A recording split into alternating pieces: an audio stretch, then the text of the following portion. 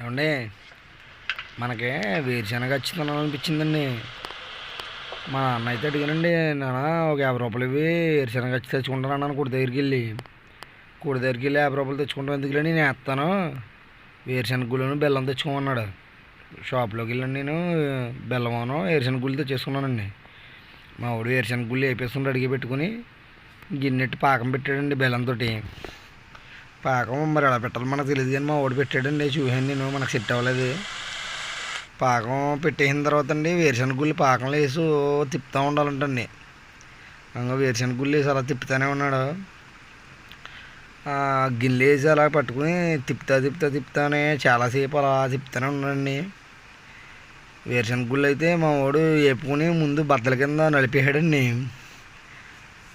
ఆ గుళ్ళు పరంగా ఉండకుండా వేపేసి బద్దల కింద నలిపేసి ఆ తొక్కలన్నీ తీసి పక్కన ఆడేసండి.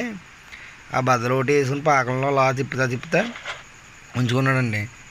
పల్లెం ఉంది కదండి, పల్లెంలో ఆయిల్ రాసుకునండి ఆ కలిపిన పాకం మొత్తం తీసుకొచ్చి ఆ ప్లేట్లో వేసాడండి. ప్లేట్లో వేస్తే ఫ్యాన్ గాల్లో పెట్టాడండి కొంచెంసేపు. మా వాడు మొత్తం మిగిలింది కూడా ఉంచుతలేండి, మొత్తం ఊడిసేస్తున్నాడు అందులో గిన్నెలోది. అలాగో ఒక గంట సేపు అలా ఆపాడండి. ఆపగానే మొత్తం అది అచ్చి కింద అయిపోయిందండి. ఎలా వచ్చిందో తెలియలేదు నాకు. మొక్కలు కొట్టుకుని మొత్తం తినేసానండి నేను.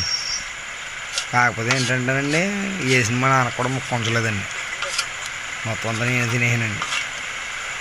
అదండి మరి అనుకుంటున్నాను. మరి సబ్స్క్రైబ్ చేసుకుని ఫాలో చేయండి.